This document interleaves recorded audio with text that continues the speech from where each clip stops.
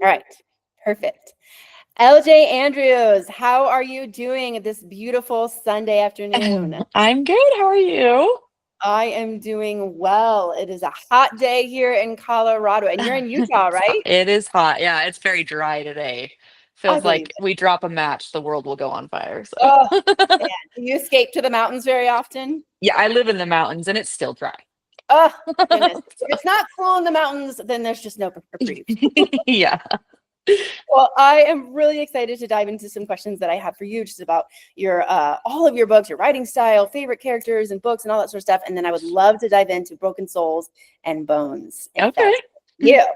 All right, so let's just dive right in. So the first thing I wanted to ask you is, what are your favorite romantasy books? The ones that make you giggle and kick your feet, the way that I absolutely was with Eric and Livia in Ever King. Oh, okay. Well, that's hard I know, I because know. I have so It's many. I really mean, hard. obviously we're at Penn's event. I love her Yes. world, and so I'm so excited. I love Spark of the Everflame. I have a lot of romantic friends. I love reading Emily Blackwood, Melissa Rowrich, J.M. Curl, Miranda Lynn. I have a lot. Yes. So, Yes.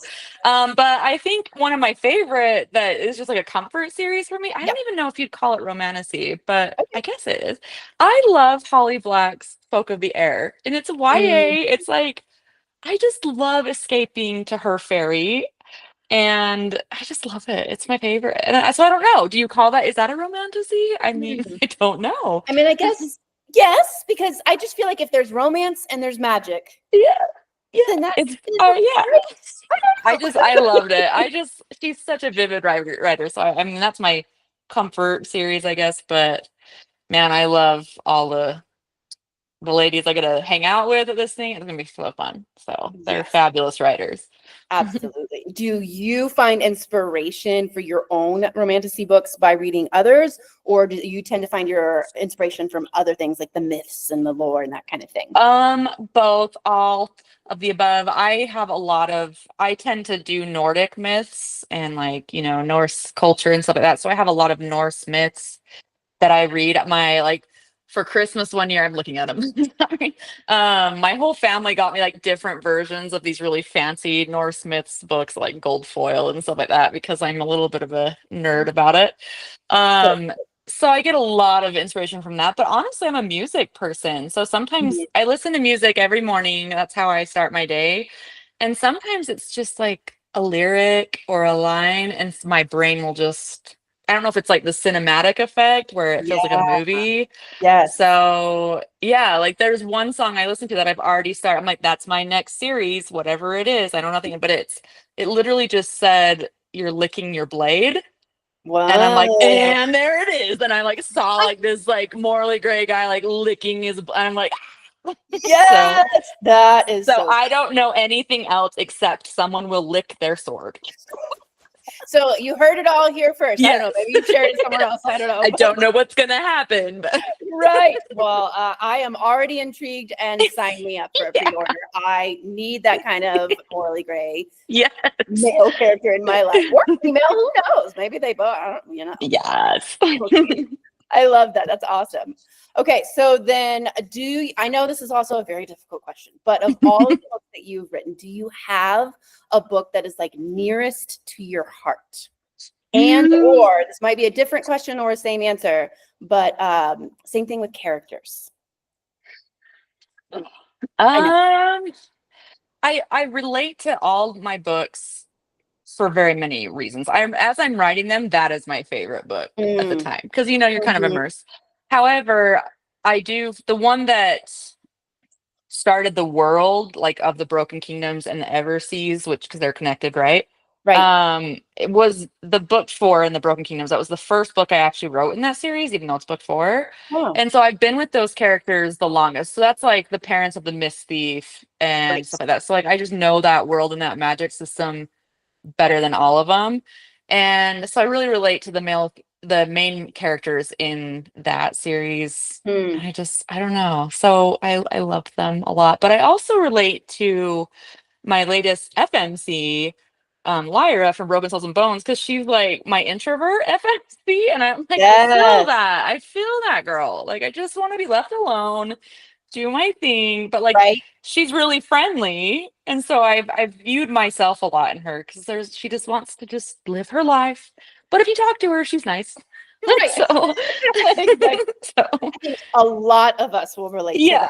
that. I think especially in the reader community, a lot of us identify as some version of an introvert. Like Oh some people yeah. call themselves an extroverted introvert, or I call myself a social introvert. And so it's Yeah.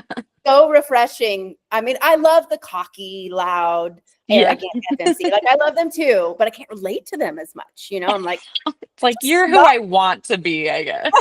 right, exactly. In a dream world where, yes, I'm Yeah. more witty and bold. Yes, exactly. I love that. I love that. Okay, so then are there any TV shows that have played into any of your books? Ooh, which ones? Yes. I have a slight obsession with the Vikings TV show. I don't know if anyone could ever guess that. It's so yeah, Oh my so good. gosh. Obsessed. I did try Vikings Valhalla. I only got through season 1 because then I was like, I'm getting stressed, so I need to take a break.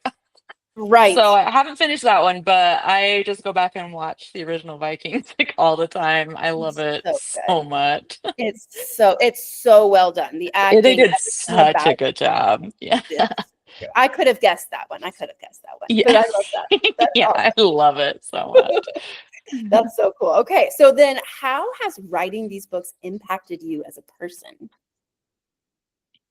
Well, I mean, it's kind of it gave me my own escapism, and Mhm. it kind of became like they're very life-changing for me in the realm of, how do I say it? It's like you want to do something. All of us have passions, I feel like, and we all want to do something sometimes that we never do. And so this was just finally like my someday thing to do. And it's like, what's the worst that's going to happen? I guess I fail. But I was too stubborn not to. And so it took years and years to actually find a readership. But it's kind of like a cool thing to look back on and be like, you did the thing that you were afraid to do your whole life and you did it. So even though it's still scary sometimes, it doesn't Sure. get easier to release books. I thought Yeah, it would, but it doesn't. But so I'm proud of that fact that I can be like, I always wanted to be a writer. I didn't like my day job, and I made the change. So they changed my life that way. They changed everything, really. I mean, they changed our financial situation. They changed my sure. husband's life. So, I love it. It, That's it so brought me to amazing people that I never, because I am an introvert. I've met so many amazing friends who are just like me. yes. So, it was amazing. So in a way, it also contributed to that found family kind of. Absolutely. That's so Yeah. I mean, I don't feel all the times that I fit in my own community, but then like you mhm, go to these events and you're just surrounded by people who don't care what you look like. They don't care like what you read. They just want to talk and be friends. And like I've been amazed at meeting people face to face. Like I'll get like all fluffy and cozy and googly gooey about it, but I never feel safer than like when I am at these book events, like because people are just the mm, most non-judgmental, kind people in the book community. So it's been amazing. It's been really life changing. yeah. I mean, there is something really unique about this community that we all come into it with this just like, oh, we all love these same Yeah. stories and stuff like that, and they impact us. And so there's just almost this pre-acceptance for each Yeah. other heading into it, which is so beautiful. Yeah. I love it. It's just been amazing. Absolutely. I love that. Okay, well, I would love to dive into Broken Souls and Bones with you. And I have not yet read it myself. Is it at the top of my TBR? Absolutely. It is my goal in life to finish it before the ball here in about 6 weeks. Yes. So I am so excited about it. But I had to read up on a couple of your interviews about this because I wanted to like really be able to dive into this storyline and these characters. So and a couple of the ones that I found was the Manhattan Book Review and the Salt Lake Tribune. But you described Lyra as a humble introvert with great power, which sounds so refreshing to me. Yeah. We love these stories who are like bold of the Yeah, bold and sure. snarky, but they can't relate to them. And so, what inspired you to write this FMC, who, as you also said, needs to learn how to own her scars or hide them? Like, what are you trying to communicate about maybe an internal power versus a powerful presence, or like what was that inspiration? I think I liked the idea. Like I said, I relate to her a lot because she's much more my personality, where she's a gentle female main character, but she also is quite fierce. And I feel that with a lot of us that we like to live our lives and we just want to go through our what we want to do, how we want to live, we want to be with our people, but you threaten them Mm, and we'll cut you. Like kind of thing. Like mm, that's how I wanted her. So to describe her, I wanted to show this woman who has been taught her entire life to be quiet, don't show anything, because it's like, her life could be at risk if she gives it up. sure. And then I liked her coming into slowly learning who she can trust and kind of thinking for herself and being like, not that she doesn't, but she's been living in fear her whole life. And she's kind of, as she goes through the story of book one, she learns to take that power back. Like she's still Mm, afraid in a lot of ways, which I think we all are in sure. life, but we can still be powerful and afraid, if that makes sense. And so I wanted to show this woman who's like, the risks haven't changed, but I'm going to be in control of my life now, not people who tell me what to do, kind of thing. Yes, I Yeah. love that. I think so many of us can and will relate to that so much. I mean, I have a daughter and she struggles with anxiety just like I do. Hmm. And so we just had a conversation the other day about how the bravest people are actually not those who have no fear, Yes. but who have the fear and push through it anyways. Yeah. Believe or in something or feel something so much that it drives them to push through that. So it doesn't control them. Exactly. I mean, some of the bravest people I know, and I'm sure you can relate to this, are people who have gone through like the greatest struggles and they admit that they're like, this is so scary to me. I'm frightened. I'm afraid. They're just amazing. And so I wanted to hopefully encapsulate that aspect. So hopefully readers have been relating to her in that way. That's so beautiful. It's so powerful. Again, like I know that anxiety is a really big theme in our Hmm. generation. And so I think it's very empowering to see and to experience a story where somebody's like, I understand that fear, but I'm Hmm. not going to let it control my life anymore. That's exactly it. That's like what I wanted. If she gets to a point where she's like, all right, either I crumble and just follow along and be that person who just listens to the man or like, the leadership, or I take my power back and I figure things out myself. So That's right. I love that. So powerful. Okay, so Lyra is, and it is Lyra, right? I think I said Lyra a second I, ago. I honestly think I might be pronouncing it wrong, but in my head Okay, I say it Lyra, but I think okay. it really is Lyra, like how you say it, but in my head it just has been Lyra. So you You're say it you're however the you creator. like. You get to I know. decide. Well, because it's like based off like the constellation, or I think there's a constellation or something like stars, and it was like, Yes. I think it's Lyra, but I say it Lyra. You know what? You are the inventor of this world, the great creator I goddess, know. and so what you say is canon. So Lyra, if it is not official already, it is now. Yeah. I know. It's so funny. I'm like, I'm pretty sure I've mispronounced half the names I make up. So. Well, you know what? Then you're like all the rest of Yeah. us readers that are like, well, I'm just gonna say blah blah blah here I because do that. If you did like with a world, you're like, blah, blah, blah, blah, blah. You yes, don't even know what it exactly. is. Yeah. That's all right. You know what? That's part of what makes it feel like another I word. know. It's not Bob and Susie or whatever.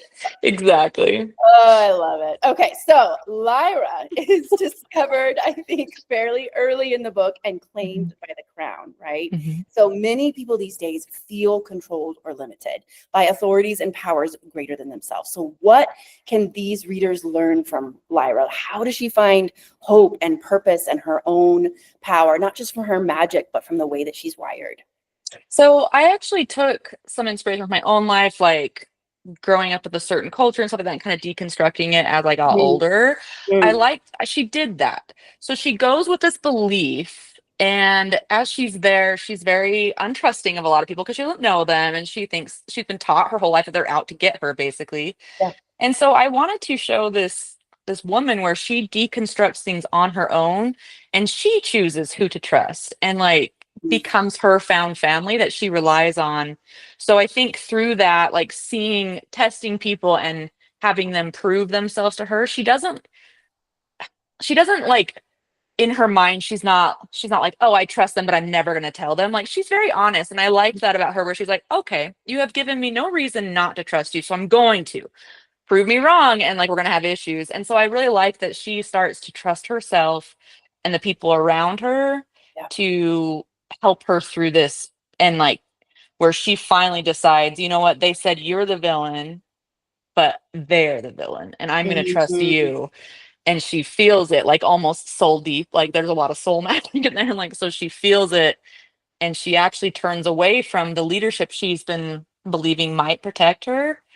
And Mm. so it's just kind of, I think we all go through moments in that in our life where we come to a point where we're like, hey, I got to figure out everything I've been taught or grew up thinking, and is it real? Do I believe it? Is this where my values lie, type thing? And that's, I just wanted her to go through a moment like that, because I feel like most human beings do.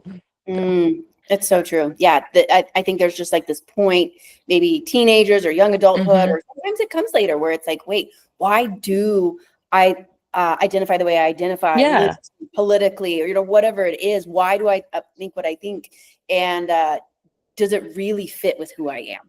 exactly. Name that. You put it much more eloquently than I did, Not but at yes. all. Not at all. This is just me gathering the nuggets that you are That's dropping. exactly what I was trying to do. I love it. I love it. I'm picking up what you're putting down. It's You beautiful. could. It's beautiful. Okay. Okay. So Rourke, Yeah. he is a mute Mhm. MMC, right? I mean, he Mhm. communicates in his own way, from what I'm seeing. Mhm. That is such an interesting. I've never seen anything remotely like that. Can you talk to us some more about what inspired that decision? There was something like that inspired it. It was just a thought originally. Mm, So originally I wanted him to have, I just felt like he had a speech impediment, and so he would mm, sign because he didn't want people to know that he had a speech impediment. But mm, then as I started writing, he was like, "Write me correctly." And he didn't. He just is a non-speaking, non-verbal male main character who had an accident that, well, it wasn't really an accident, but no, it's trying to mm. avoid spoilers. Right, right, And right. I he hear you had an saying something injury happened. that, yeah, he lost his voice. And I wanted to create this man who, because all up to then, all my male main characters, they're all morally gray, they're very vicious, and they're very verbally vicious. But Mm, I was like, can I do it with a man who is silent, but he still commands like these warriors and these armies, and he's still just as morally gray?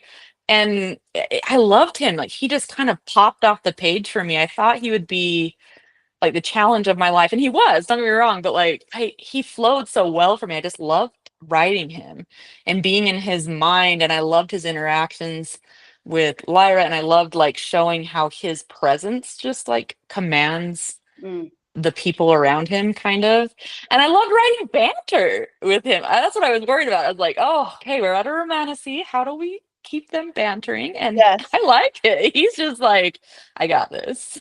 Uh, So I can't wait. I'm so excited for it. I just read a short snippet, I think, that you shared in like the nerd line, or blurred lines. I know it's called blurred lines something, and it was yeah. an article you wrote, and you shared a quick snippet with him, and it's like, oh, he feels just as spicy and just as like Yes. much of that tension as Eric or any of these other MMCs, but just Yes. expressing himself very differently. Yeah, he's very grumpy, like, and grouchy and like moody.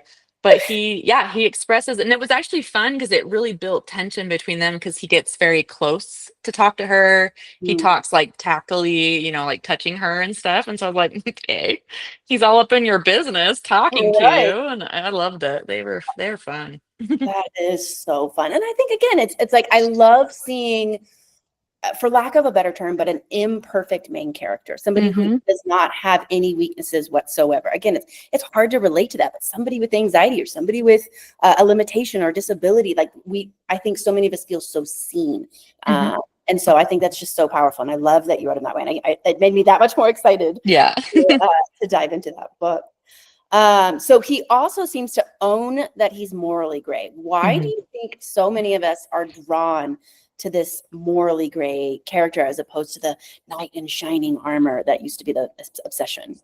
I actually wrote an article for the promotions of Broken Souls and Bones. I forget where it was published, but anyway, it was about this, like the morally gray fantasy. And I don't know, I can only speak for myself, but from what I've learned from watching readers and myself as a reader and a writer of morally gray, I think it tests like the human experience of how far will you go for the people like you love.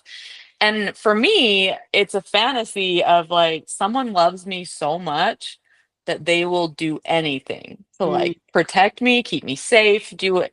It's like it truly is that line where the hero will do the good for the world, but like the villain will burn the world for you. Like, do you know what I mhm. mean? Like I Yes, butchered that, but you know what you've heard it, I'm sure, absolutely. where it's just they'll do anything for you. And I think it's a fantasy, but also it's how, at least some to me, in the core of my being, like with my kids or my husband, like I think I would go pretty far to protect them. Do you know what I mean? Right, So I think we all have a little bit. I have a very common theme in a lot of my books, and it must just come from something personal. I don't know, but like there, we all have a darkness inside of us, but it's right. how we use it that can make us a bad person or a person who's good, but will go to lengths to protect people that they love. So, Exactly, exactly. Yeah, I actually read one of those quotes that you gave about darkness, mhm, accepting that we all have a little bit of darkness inside of us, but how you use it is what distinguishes you from the real villains, and that mhm, is so powerful. Especially as many of us had trauma in our stories, we still mhm. turn out so differently. So it's not an excuse for how Yes. we turn out, right? And how we treat ourselves and others.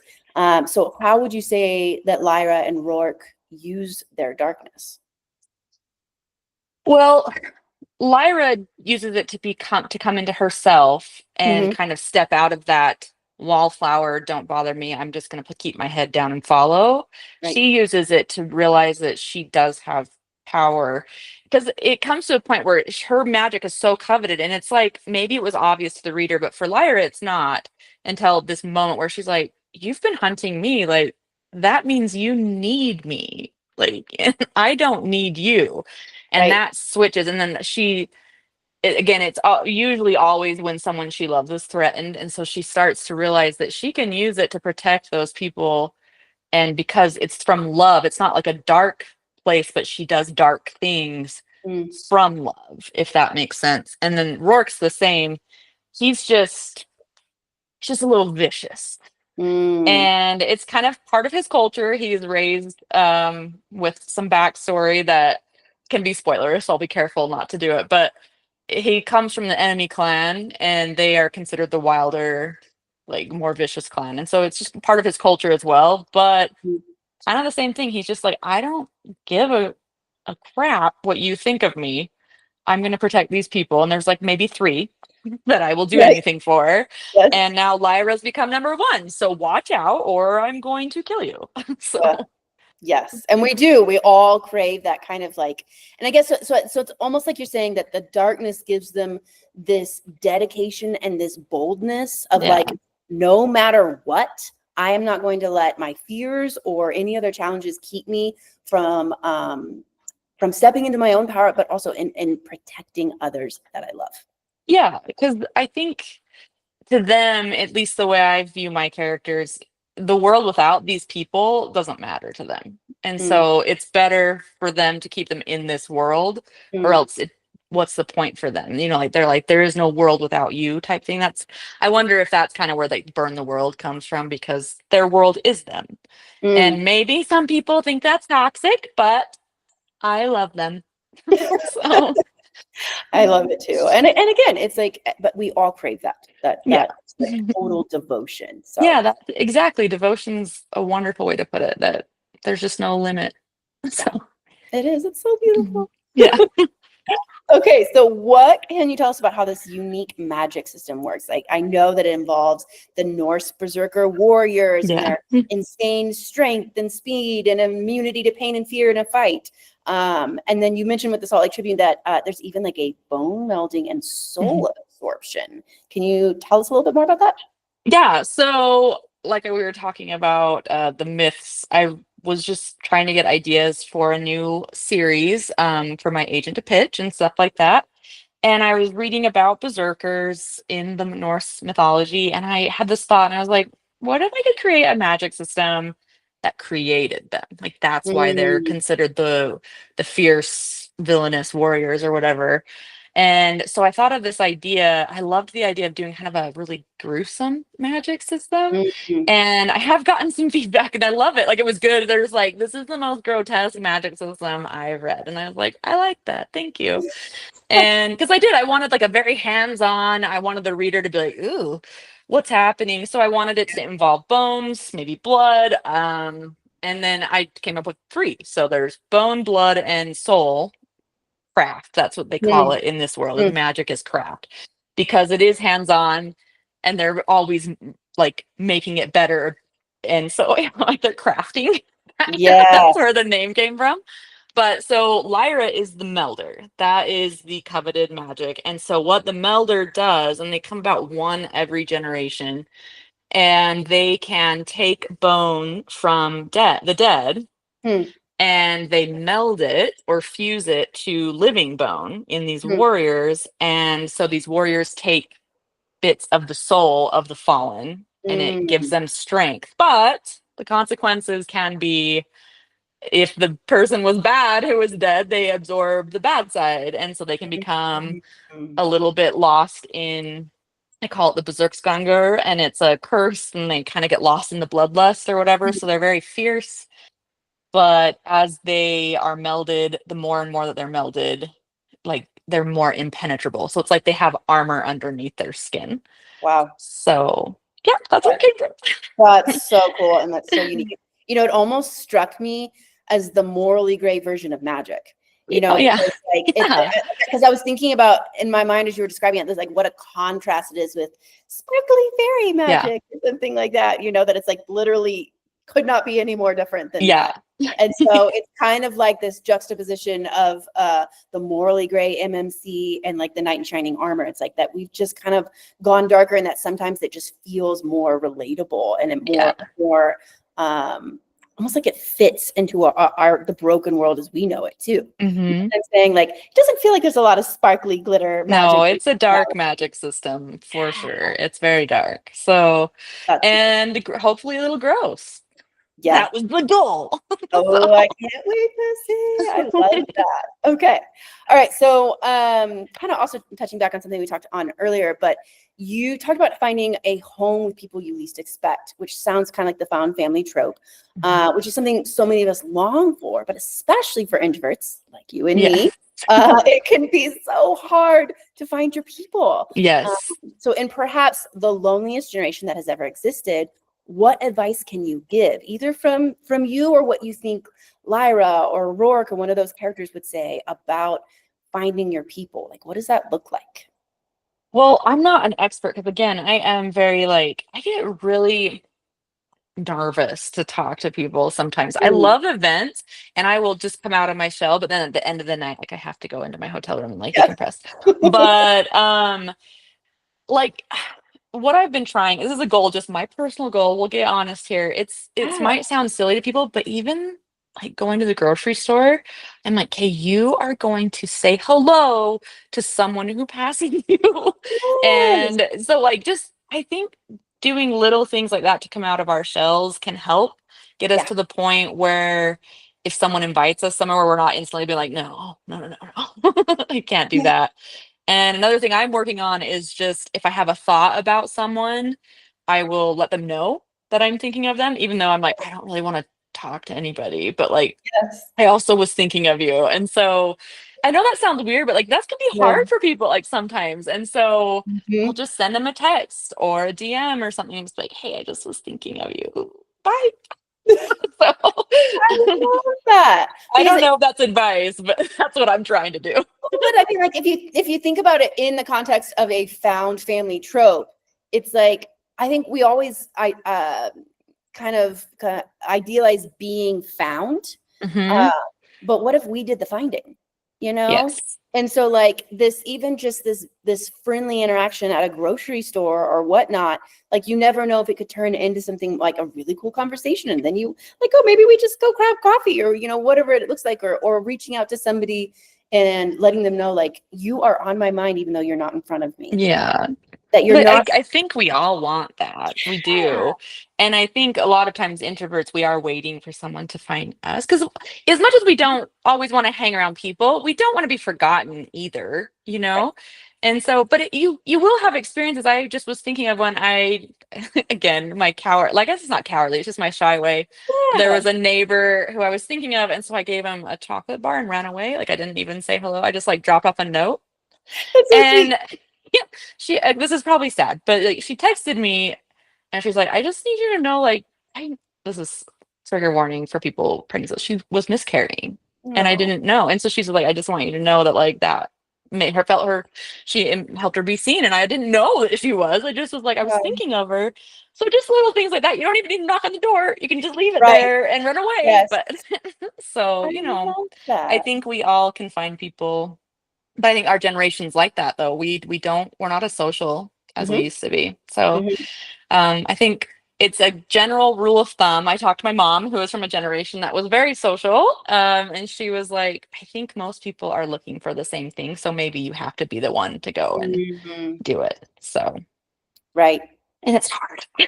It is hard, but it comes back to this idea of what courage really is, right? And so, Yeah. like, if we want to, like, even no matter what to what degree we struggle with fear and anxiety and that sort of thing, but if we hone in on, but I want found family, I want my Hmm. tribe, I want my people, and so maybe I've waited long enough to be found, Yeah. and I can go do the finding, you know? Yeah, and you never know what will happen. You might make your best friend out of it, Exactly, and who that's like, just loves you for who right. you are. Right. And I think that's what's part of what's so cool about, again, this reader community is that, like, I love wearing bookish shirts in public Hmm. because half the time someone will stop and be like, I love your shirt. I love those books, and then it's just this instant connection. And so Hmm. it's like, I think it doesn't have to be as hard as we build it up in our heads. Yeah, it's true. I mean, I just did it. I did not want to say anything, but I did. I dropped my daughter off, or her friend off. She had a friend over, and I went and took the Yeah. little girl home. And her dad was reading Sunrise on the Reaping from Suzanne Oh, Collins, And yeah. I just finished it, and I was like, I just finished that book. I liked it. And Yes. like he was like, oh, cool. And it's like a Yeah. man too. And I'm like, we're not going to be buddies, but like, still, I'm going to talk to you Which is over a just, book. but still, it's just even those little connections, I feel like add Yeah. richness to life. And I think that's so cool. Yes. I love that. That's so fun. Okay, on the opposite side of things, betrayal shows up Hmm. in this book. And it's also something I can relate to all too well, having experienced abandonment and criticism and attack from friends in the past. So, how does that affect Lyra's journey and learning how to trust both herself and others? And what does it look like for her to heal? Well, I like to write Lyra. There is a big betrayal in this book, and she's gonna have to learn. She learns how to deal with it in book two. But I also I think she's very emotionally intelligent. And Mm, so I love the fact that this is kind of going into more book two because a lot of the betrayals come at the end of the book.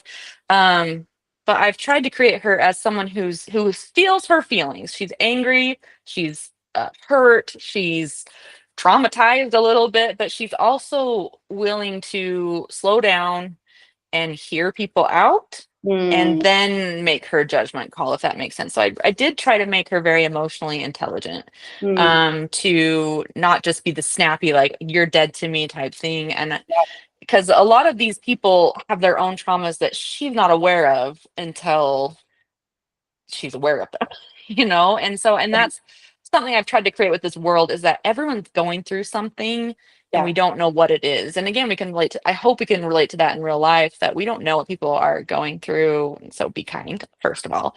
yeah. But second, like, sometimes you need to hear their side, and what's that saying, walk a mile in their shoes type. Mhm. And so I do try to let her feel some anger because she's deserves it. Sure. But then she decides again, just like she does in book one, like who she's gonna trust and who she's not gonna let into her Yeah, found family anymore. right. And so that's kind of how I hope I wrote it, but yeah, she does go through some stuff. Yeah, for sure. And so she kind of has to, it sounds like she has to find that balance of Mhm. having healthy boundaries, because it's one thing to like Yes. let people continue to betray your trust and Yes. walk all over you. Like that's enabling them and empowering them to treat you and others that way. Yes. But then also understanding like, okay, but what was behind all this? Why were they forced to that position? Is this something that is a matter of forgiveness, Hmm. or and like earning back trust, or Yes. being Or done? is that it? Are we done? Yeah. And she has to decide where those lines are for her. And just like we all do in our Yes. relationships. Right. And yeah, it's a journey for her for sure. That's so cool. I love that. Well, I can't wait to see how she handles all of that, because it's such a and it's how refreshing too, again, to see an emotionally intelligent main character. I think a lot of times they're less emotionally intelligent, and I think they're supposed to, that's part of their journey, is to gain that. And so Yeah. I'm so excited to dive in with somebody who's like lets herself feel her feelings and takes time and all that sort of stuff. That's so cool. I'm so excited to read about that. Thanks. Okay, so a slightly different direction. You've stated that book two has the spiciest scene you've ever written, which I now have to see after that sexy tension between Eric and Livia. So I'm like, oh Yeah. man, gotta top that. Let's go. What does it feel like to write a scene like that? Is it scary, empowering, exciting, vulnerable? It's all of the above again. So Okay. it took me a long time to find my spice comfort Yeah. level.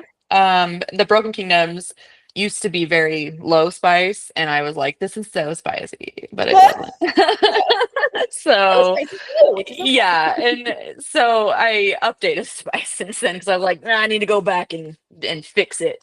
Not fix it. You know what I mean? Like get it to like where I want it to be. Yes. Yes. So that I have updated that. Anyway, yeah, it was intimidating. I was like, oh, am I gonna do this? I think I am. And a lot of it can be honestly thanked Melissa Roerich, who's coming. She's the one I was like, hey, I gotta build this tension. And she actually Yes. is the one that kind of gave me an idea Oh that turned wow. into the spicy scene. So I was like, you've earned your credit and the acknowledgement. Oh, I So love that. yeah, it was a different scene. I've never written one quite like it. And just it's more the actions. Like tension is there all the time, hopefully, I Sure. hope. And but it's more like what they're doing. Yeah. I'm trying to say it without giving stuff away. Right. Of course. Yeah. That's so fun. Yes, yes. The Legacy series was an interesting like play around with like spice and tension and all of Yeah. that. So she's good inspiration for She's that. good at spice, and so I was when she said it, I was like, and I'm doing it. And then when I finished writing Yes. it, I texted her and I was like, you're in the acknowledgments for sure. Yeah. So I love that. That's so great. I yeah. love it. Perfect. Okay, so last question. I'm kind of want to like touch back on what we were talking about earlier, but kind of take it in a different direction.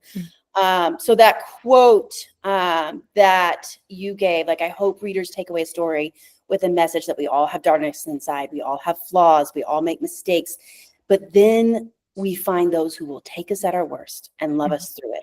Those are the people we need to keep in our corner forever. I think we all long to find others who will see us as we are, not just accept the version that Hmm. we present to the world, but the real version with all of the dark and broken pieces, and still choose to love us as we are. And so kind of touching it back on two things we talked about, but what do you think these characters would have to say about being the person, both maybe, being the person who chooses to love others through their flaws, as well as kind of being able to receive that as well? I think it's a hard lesson, and it takes a lot of trust in Yeah. real life and in this book, particularly. Like they all go through these emotions where they have walls up. Like I think that's very real in a lot of books. The Yeah. characters have walls up that need to come down.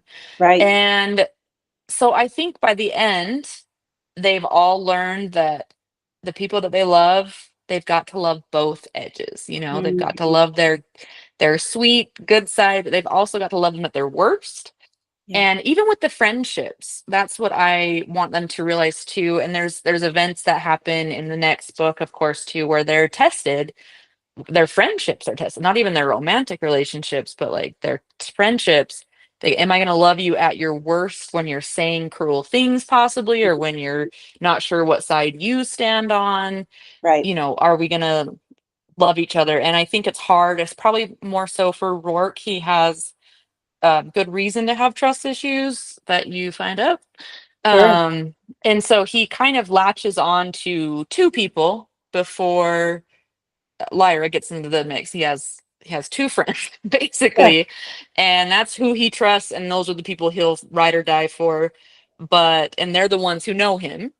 But even they will say he doesn't show everything. Mm, And Lyra's the one that realizes he has all these sharp edges, and she's the one that's like, "Hey, I want all of you," type thing. mm, And she does the same where she kind of goes through these where she's recognizing she has a darker side. She questions, am I a monster? Am I a good person? And mm. he's the one that kind of really helps her wade through that. And Yeah. so they kind of start to lean on each other on their broken side, I guess is what Yeah. they would call it. But I don't Right. know. Yeah. That's powerful. Yeah. Yeah. I think it is such a complex tension of that boundary of and okay, so taking people at their worst, do you think it's about like understanding, but both in the context of BSAB as well as in real life, who is this person at their core and what is their Mhm. trajectory? Like, so what's like just like this is just coming out because this is a season, this is something they're going through, versus like, no, this is kind of who they are. Yeah. Like, treat I people. think we all need to really, are they just a terrible person who's always going to use me? Yes, it's their worst side. They have good moments, but like those are natural boundaries. We have people, I'm sure you have people like that in your life, and I've had people like Sure. that where I'm like, you know what, we're going to keep a distance from each Yeah. other because you hurt me all the time, even though you're trying. I can see your effort to be different, but I don't see it happening in real life. So Yeah. yeah, that's definitely distinguished, like, is this person just going through something and they're lashing out Yeah. and they're going to help them through it because they're friends, or is this person bad? And there definitely are those people in this book, where they're like, look, they're part of our family or whatever, but they're horrible. And so we're Mm. going to keep a nice distance, but we're not going to kill them yet. So, Yes. so yeah, those boundaries are definitely explored in this series. And it kind of tests like, who is your real ride or die people? Does Mm, it always mean blood, or is it the found mm, family too, that mm. so yeah, I think we all need to be very careful and like just use our gut. I think our guts are there for a reason. Hmm. Yeah, and I think that's one of the really powerful things about stories is Hmm. when characters get to navigate those things that are emotionally Hmm. and relationally so relatable. Hmm. Because it's like okay, that's how she decided how to rebuild trust and how to differentiate who to like cut ties or let go of, and then versus who to like no, this is not who they are or where they're headed as a Yeah. person. And I Yeah, think 'cause I agree. We have like reality blind spots, I feel like, in Mhm. real life. And sometimes that's what I love. Stories can make us more empathetic and see things from ourselves, like solve problems in our own world. And I love that. I think it gives us an insight. We can see our life from the outside in stories if we relate to a character. So, Absolutely. Well, if Broken Souls and Bones was not already at the top of my TBR, it will absolutely be there now, and I can't wait. So, I'd love to just wrap up by just diving in, just really quickly. So you have never been to a fantasy ball before, and so the Everflame Ball is going to be your very first one, right? it's going to be awesome. I mean, I went to some dances at after events, Yes. but this is Yes. like, yeah, the first like full on ball. So it's going to be amazing. I'm so excited. What are you most excited about?